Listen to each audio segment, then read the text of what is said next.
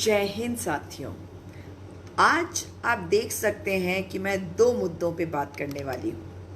ये दो मुद्दे बेरोजगारी से संबंधित है, पर मैं मानती हूँ कि ये रोजगार से संबंधित है, ये रोजगार के जाने से संबंधित है। आप देखिए, मैं आपको अगर ये कहूँ कि जिस प्रकार से रोजगार गया है, ये एक चिंता का विषय इसलिए बन गया है क्योंकि कहीं ना कहीं हम एक बड़े ही भयानक स्थिति की ओर बढ़ रहे हैं। हमें अपने आप को भी संभालना पड़ेगा और सावधान भी हो जाना पड़ेगा। मैं आपको बता दूं कि मैं देहरादून में रहती हूं और देहरादून में पता चला कि कुछ चोरियां बढ़ गई, लूट के मामले बढ़ गए। ये सारी चीज़ें कब होती हैं? जब युवा बेरोजगार होता है, लोगों के घर में पैसा नहीं होता। मैं उन सभी को ये भी कहना चाहूँगी जिन लोगों के यहाँ लोग काम करते हैं कि आप उन्हें चाहे कम वेतन दें, परंतु वेतन अवश्य दें। अब आ जाते हैं भारत में क्या हालत हुई, और आज आपके सवाल ज़रूर लूँगी।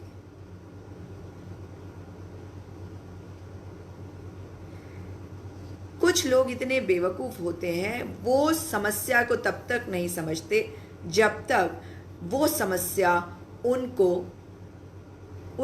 उनके घर तक नहीं पहुंच जाती। जी, तो मैं आपको बता दूं कि बहुत सारी नौकरियां, जानते कितनी नौकरियां गई हैं इस साल भी नहीं कहूँगी, मैं अप्रैल से लेकर अभी अगस्त तक की बात कर रही हूँ। 2,10,00,000 नौकरियां जा चुकी है भारत के लोगों की। उस वक्त जिस वक्त ये झूठे राष्ट्रवाद वाले, ये झूठी बातें बकवास करने वाले, बेहुदा बातें करने वाले, आपको बरगलाने वाले, रिया ब्लैक मैजिक करती है, वो सारी बातें करने वाले कि कौन क्या कर रहा है। मुझे तो ऐसा लगता है कि जो पुलवामा में हमारे वीर जवानों की मृत्यु हुई 46, उनकी इन्वेस्टिगेशन है, वो इन्वेस्टिगेशन क्योंकि सरकार तो अभी तक निकाल नहीं पाई। और देखिए आपकी रिपब्लिक टीवी जो है, किस प्रकार से ये पता लगा लिया उन्होंने कि सुशांत सिंह राजपूत ने आत्महत्या नहीं करी, उसका खून हुआ। उसके बाद किस प्रकार से वे बड़े खुश हुए कि रिया चक्रवर्ती को उन्होंने जेल तक पहुंचा दिया, जबकि मैटर नहीं मिल रहा है। तो जिस तरीके से वो इन्वेस्टिगेशन कर रहे हैं, जिस ऑब्जेक्टिव के साथ, एम के साथ वे शुरू करा था उन्होंने कि किसी भी प्रकार से रिया चक्रवर्ती को जेल पहुंचाना है, तो वो उन्होंने कर दिया। अब ये बात अलग है कि किस इशू पे क्या, तो कम से कम पुलवामा के जो हत्यारे हैं, पुलवामा में जो कुछ हुआ, वो लोग कैसे आए और उन्होंने क्या किया, किस प्रकार से इतना आरडीएक्स वहाँ पे पहुंचा और हमारे वीर बहादुर जवान जो है वे मौत का ग्रास बन गए, उन्होंने देश के लिए अपनी जान दे दी। इस बात के बारे में भी खुलासा यही कर देंगे, तो क्यों ना ये केस भी इन्हीं को दे दिया जाए। अब अगर ऐसा होता है तो हमें बहुत कुछ पता चल जाएगा। मगर पिछले कुछ दिनों में आप लोग, चाइना रो रहा है क्योंकि उनके चाइनीज ऐप्स जो हैं वो बैन हो गए हैं और कंगना ने शिवसेना को सबक सिखा दिया है। क्या आप लोगों ने ऐसे हेडलाइंस पे अपना ध्यान नहीं दिया और आपका ध्यान भटकाया गया साथियों? क्योंकि आपको बता दूं कि इन सब के बीच में मई 2020 से अगस्त 2020 तक जो वेतन भोगी थे, उनमें से 66 लाख लोगों की नौकरियां जा चुकी हैं। जी, इसका मतलब क्या हुआ? इसका मतलब हुआ आईटी इंडस्ट्री में जो सॉफ्टवेयर इंजीनियर हैं, जो डॉक्टर हैं, जो टीचर्स हैं, जो अकाउंटेंट्स हैं, जो अलग अलग सेक्टर्स में नौकरी पेशा लोग हैं, आप समझ लीजिए कि शहरों में रहने वाले हर 10 लोगों में से एक व्यक्ति जो है वो अपनी नौकरी खो चुका है। जी हाँ, जो लोग उद्योगों में काम करते हैं, जो अनऑर्गेनाइज्ड सेक्टर में काम करते हैं, जैसे कि हमारे मजदूर हैं, उनकी तो और भी खतरनाक कहानियां हैं। अगर हम बात करें आत्मनिर्भर भारत की, तो आत्मनिर्भर भारत का जो शिक्षा प्रधानमंत्री जी ने दी है, मैं आपको ये बता दूं कि वो सचमुच में अब लोग आत्मनिर्भर होने की कगार पे तो आ ही गए, उन्हें बनना भी पड़ेगा, क्योंकि ये सरकार कुछ करने वाली नहीं है, निकम्मी है ये सरकार। इस सरकार को आता ही नहीं कुछ करना, और हमारे प्रधानमंत्री जी देश को नहीं संभाल सकते, अपना घर भी नहीं संभाल पाए थे ना, क्यों? इसके बारे में भी भक्त कुछ बता दें। वो तो झोला लेकर आए थे और झोला लेके चले जाएंगे, झोले में भगवान जाने क्या क्या लेके जाएंगे। आपकी नौकरी अवश्य लेके चले गए, आपका रोजगार अवश्य लेकर चले गए हैं।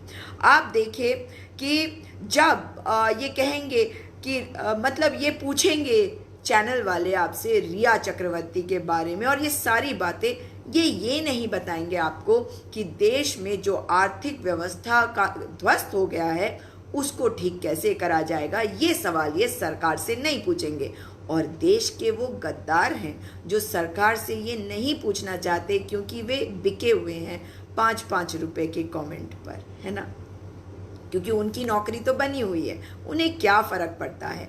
अब मैं आपको बता दूं कि जो केंद्र का एक मॉनिटरिंग कमिटी है, जो मॉनिटरिंग इंडियन इकोनॉमी है, उसकी रिपोर्ट बताती है कि 2 करोड़ 10 लाख लोगों की नौकरियां अप्रैल 2020 से अगस्त 2020 के में चली गई है। इसमें जो पढ़े लिखे लोग हैं उनकी नौकरियां गई हैं। तो वो तो ये भी नहीं कह सकते कि भाई उनको इसलिए नौकरी से निकाल दिया गया क्योंकि उनके पास कोई डिग्री नहीं थी, और डिग्री वालों का ये हाल तो होना ही है, क्योंकि सरकार में कौन बैठा है उसकी तो खुद ही डिग्री का पता नहीं, उसे तो यही नहीं पता कि उसने कोर्स कौन सा किया है, किस चीज़ में किया है। और जब ये सवाल करो तो कहता है कि मुझे तो बहुत लोगों ने गालियां दी। तो भाई गाली कोई नहीं दे रहा है, पढ़े लिखे लोगों के देश में, और जिस देश में पढ़े लिखे लोग चाहते हैं कि हर व्यक्ति पढ़ा लिखा हो,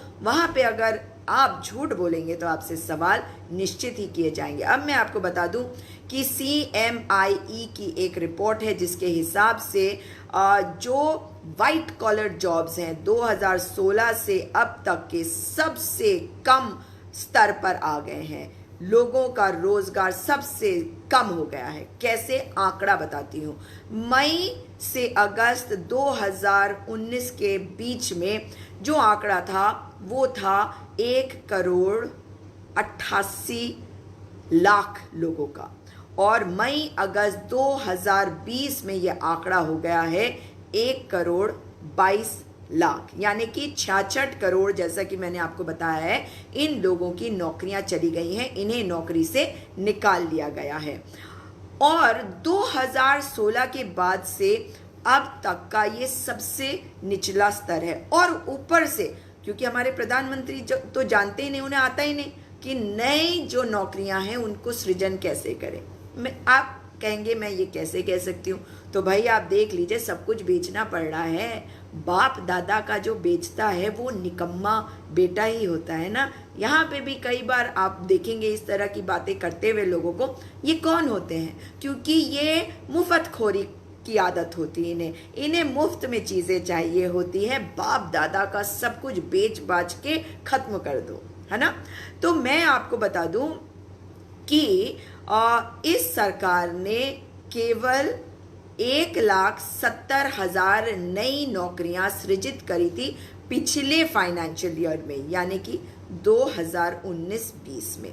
तो इसलिए जहाँ पे ये झूठ बोल रहे थे, कितने झूठे हैं भाई, कि 2 करोड़ नौकरियां हर साल ये देंगे, वहाँ पे आप ये समझ लीजिए कि वही 2 करोड़ जो नौकरी की आस में लगे हुए थे ना, वो ताली बजा रहे थे, थाली बजा रहे थे, शंख बजा रहे थे, दिए मोमबत्ती जला रहे थे, टॉर्च जला रहे थे। तो मैं आपको बता दूं कि जो बातें आपसे हमारे टेलीविज़न चैनल छुपा रहे हैं वो ये है कि 2 करोड़ 10 लाख लोगों ने अपनी नौकरियां खो दी इस लॉकडाउन के दौरान। इस लॉकडाउन को हैंडल करना हमारी सरकार को नहीं आया, क्योंकि प्रधानमंत्री तो कहते हैं ना कि वो हार्वर्ड में बिलीव नहीं करते। हार्वर्ड यानी कि एक बहुत बड़ा कॉलेज जहां हमारे पूर्व प्रधानमंत्री पढ़े हैं, ये तो पढ़े ही नहीं कहते हैं। इसीलिए आज देश का ये हाल हो गया है कि जो कुछ पढ़े लिखे बाप दादाओं की वजह से बना, जो अक्लमंद लोगों की वजह से बना, वो मंद अकल बेच रहा है और देश में आज क्या हालत हो गई है।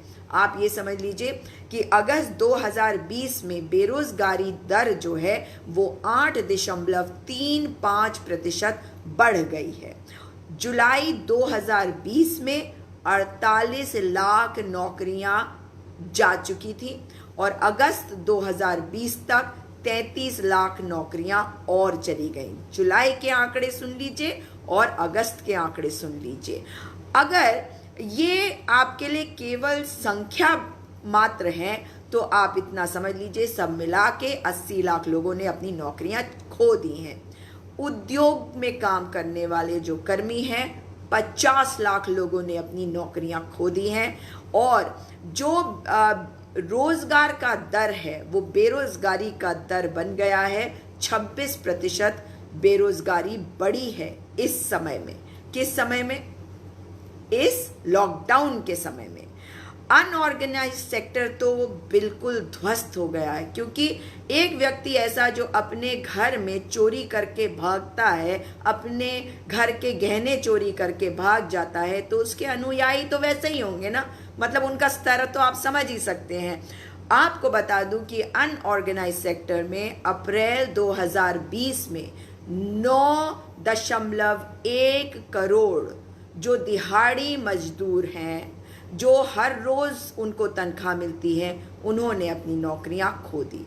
इसका जिम्मेदार कौन है ये आपको समझना पड़ेगा। 20 लाख करोड़ का रिलीफ पैकेज दिया गया था, परंतु क्या लोगों को नौकरियां मिलेगी? तो ये हालत हो गई है नौकरियों की। अब आ जाते हैं दूसरे सवाल पे। दूसरा सवाल जो है वो है किसानों के बारे में।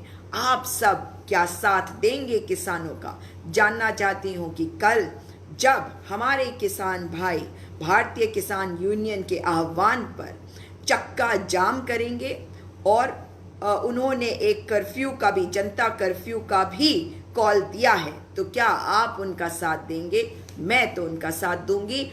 I stand with farmers, I stand with Indian farmers. हमारे प्रधानमंत्री जी का रिश्ता जापान के साथ है और बहुत सारे देशों के साथ है ना। केवल नहीं है तो अपने किसान भाइयों के साथ नहीं है। अब मैं आपको ये बता दूं कि ये जो तैयारी है, ध्यान से सुनिएगा, ये तैयारी बड़ी पुरानी है कि कौन सा आड़ती खरीदेगा हमारे किसानों को।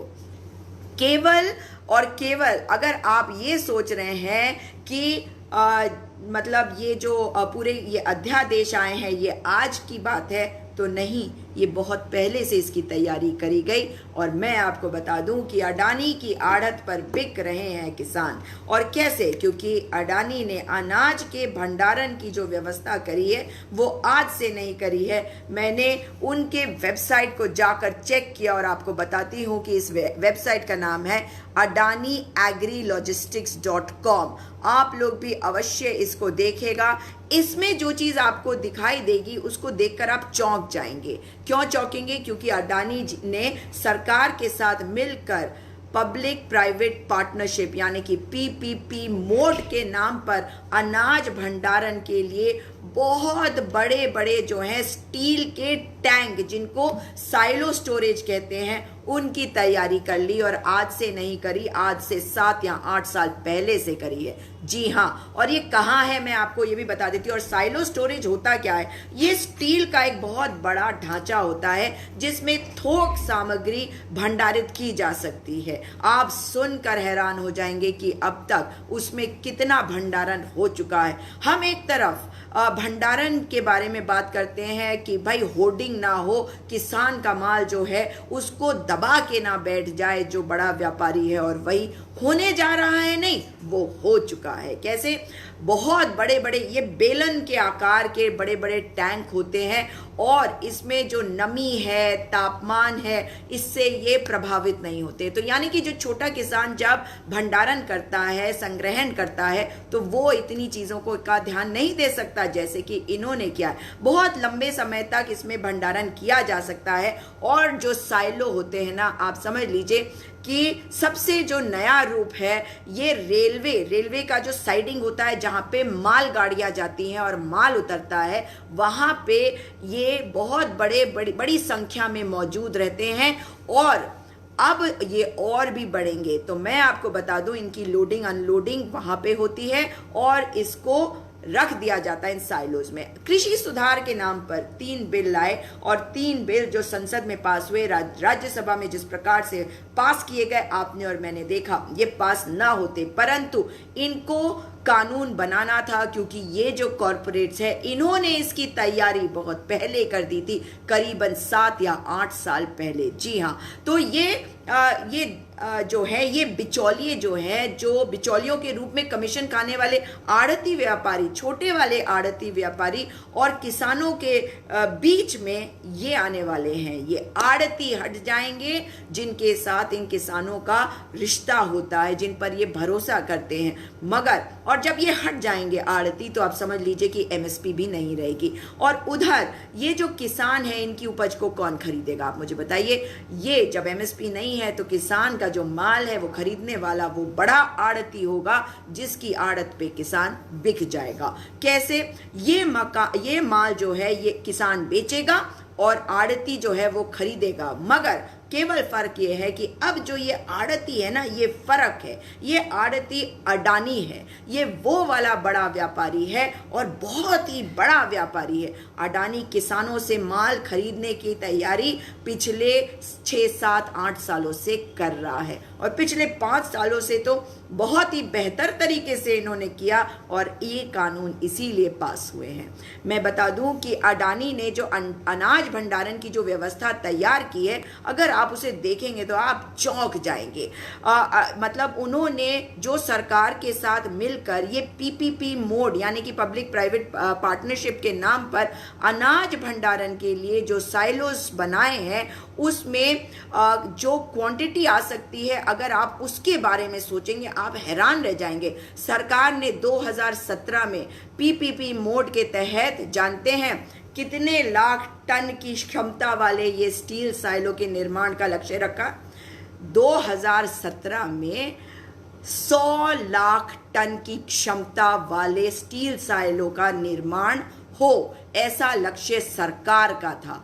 और 31 मई 2019 तक सरकार ने पीपीपी मोड के तहत करीबन 6.7 लाख टन क्षमता के 3 ये जो स्टील के साइलो हैं बड़े बड़े, इनके निर्माण करवा चुकी थी 2019 मई में, 30 मई तक।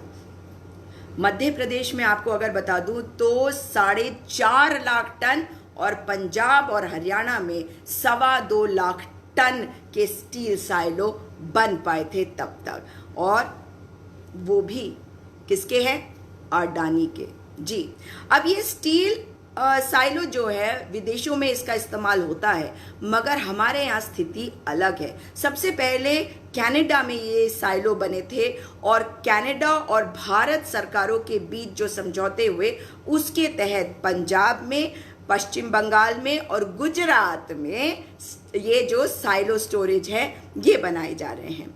अब इसमें बाजी किसने मारी आप समझ गए। मैं आपको बता चुकी हूं कि अडानी जो है इसमें बाजी मार चुके हैं। Adani agri logistic limited AALL, इन्होंने भारतीय खाद्य निगम के साथ एक जो है स्पेशल सर्विस अग्रीमेंट्स जो है जिसे कहते हैं विशेष सेवा समझौता किया है और उस पे हस्ताक्षर हो चुके हैं। अब ये मत सोचिएगा कि अब ये जो आए हैं हमारे कानून इसके बाद हुआ, ये इसके पहले हो चुके थे। और अडानी के सहयोग से आपको बता दूं कि पंजाब के मोगा में और हरियाणा के कैथल में जो साइलो बेस है उसमें अनाज भंडारण किया जा रहा है, ऑलरेडी किया जा रहा है, अब करा जाएगा नहीं, किया जा रहा है।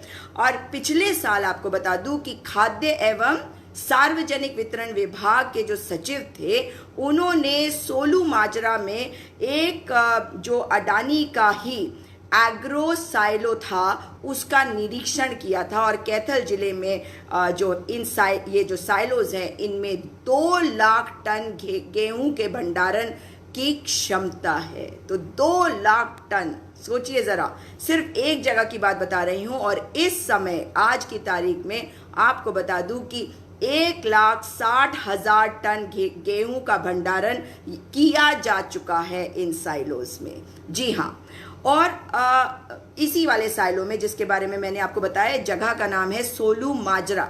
और ये जो वितरण विभाग के सचिव थे इनका नाम रविकांत है। इन्होंने वहां पे जो अधिकारी थे उनसे भी आह्वान किया था कि वे किसानों को प्रेरित करें कि वे अपने गेहूं को इन साइलोज में बिक्री के लिए लेकर जाएं। यह अधिकारी कर रहा है। और उन्होंने कहा कि किसान को उसकी फसल की अदायगी जो है आढ़ती के माध्यम से ऑनलाइन की जाएगी और की जाती है। तो आप समझ लीजिए कि अडानी ने देश भर में ऐसे कई साइलो बना लिए हैं। आपको बताऊं 7 बेस और फील्ड डिपो स्थापित करने जा रहे हैं वो। और अडानी समूह में कृषि से जुड़ी 3 मुख्य कंपनी उन्होंने तैयार कर ली है। इन कंपनीज के नाम हैं Adani Wilmar limited AWL, Adani agri logistic limited AALL और Adani agri fresh limited AAFL। Adani agri logistics खाद्यान्न के लिए ये जिसे कहते हैं ना कि 1 पॉइंट थोक हैंडलिंग, भंडारण और रसद की प्रणाली बन जाएगी। और भारतीय खाद्य निगम यानी कि फूड कॉरपोरेशन ऑफ इंडिया यानी कि FCI जो है वो एंड टू एंड थोक आपूर्ति श्रृंखला इनको देता है, दे रखा है उन्होंने। अब आप ये समझ लीजिए कि कंपनी अडानी कंपनी के पास इस वक्त बहुत ही मॉडर्न, बिल्कुल अत्याधुनिक 13 साइलो है, 13 साइलोज। और इसके अलावा जो मेन जो शहर हैं वहाँ के जो रेल में उनको रेक्स मिलेंगे और वहाँ की जो टर्मिनल्स हैं जहाँ पे इस माल को उतारा जाएगा, मतलब आप कहीं पे भी हैं और कहीं पे भी बेच सकते हैं। आप समझ गए बात को कि इसका मतलब ये है कि अब जो छोटे गल्ले का व्यापारी है उसकी भूमिका हो गई है खत्म, वो खुद भी हो गया है खत्म। और अब बड़े बड़े कॉरपोरेट्स, अडानी की बात बता रहे हूँ, अंबानी के बारे में भी कुछ समय में पता चल जाएगा क्योंकि जियो मार्ट, रिलायंस फ्रेश और वे आपका इजी डे और बिग बाजार भी सुना है कि उन्होंने खरीद लिया है। तो अब खेल शुरू हो गया है एक नए मदारी का। और इस नए मदारी के खेल में आप समझ लीजिए कि कौन बिकने वाला है और कौन है आड़ती। जी हाँ, आड़ती है एक बड़ा व्यापारी और ये खरीदेगा किसान। इसलिए अपने देश में के हित में, अपने किसानों के हित पे आप अपनी आवाज को बुलंद करिए। I stand with Indian farmers. तू नहीं खड़ा होता अपने किसानों के साथ बेशरम? तू किसानों के साथ नहीं खड़ा होता तो किसके साथ खड़ा होगा? देश का जवान और देश का किसान, इनके साथ खड़े होइए, इनका साथ दीजिए, इनकी आवाज में आवाज मिलाइए। आप लोगों से उम्मीद कर रही हूं कि आप अपने सोशल मीडिया का इस्तेमाल करेंगे और कल जो आह्वान किया है भारतीय किसान यूनियन ने पूरे देश में चक्का जाम का और कर्फ्यू का, उसमें इनका समर्थन करेंगे। भारतीय किसान यूनियन के फेसबुक पेज से मैं आपको बता दूं कि इन्होंने लिखा है, संसद में पारित 3 कृषि कानून के विरोध में भारतीय किसान यूनियन द्वारा 25 सितंबर को किसान कर्फ्यू / चक्का जाम सभी किसान साथियों से आह्वान है कि किसान हित में सभी किसान पुत्र कर्फ्यू को सफल बनाएं। सुबह 10 बजे से शाम के 4 बजे। निवेदक भारतीय किसान यूनियन। मैं अपने किसानों के साथ हूं। कल का दिन ऐतिहासिक बनाना है, किसानों के साथ खड़े होना है, नहीं तो ये देश बिक जाएगा। क्यों बिक जाएगा? क्योंकि देश में चाइना ने जमीन तो हथियानी शुरू कर दी है, नेपाल तो आंखें दिखा रहा है, ये सरकार कुछ संभाल नहीं पा रही है। सरकार को प्रचंड बहुमत आपने दिया है। अब इनके इस प्रचंड बहुमत से जो अहंकार में डूबी ये सरकार कर रही है, देश को गिरवी रखने पे तुली हुई है, इसको रोकने के लिए आपको अपनी आवाज बुलंद करनी पड़ेगी। Speak up for farmers, speak up for Indian farmers. I stand with Indian farmers. मैं अपने किसान भाइयों के साथ खड़ी हूँ, उनके लिए अपनी आवाज को आप भी बुलंद करिए, हम सब बुलंद करेंगे और कल के भारतीय किसान यूनियन के किसान कर्फ्यू चक्का जाम को सफल बनाने में योगदान करेंगे। आप सभी से निवेदन है कि इस वीडियो को अधिक से अधिक शेयर करिएगा। मेरे इंस्टाग्राम पर भी आप अवश्य फॉलो करिए मुझे, मेरे यूट्यूब चैनल को सब्सक्राइब करिए और मेरे ट्विटर पे मुझे अवश्य फॉलो करिएगा। दोबारा आपसे मुलाकात होगी साथियों, और उन बेकार के कमेंट्स पर ध्यान मत दीजिए, किसानों पर ध्यान दीजिए, बेरोजगारों पर ध्यान दीजिए और संभल के रहिए, सावधान रहिए। दोबारा मुलाकात होगी आपसे। जय हिंद।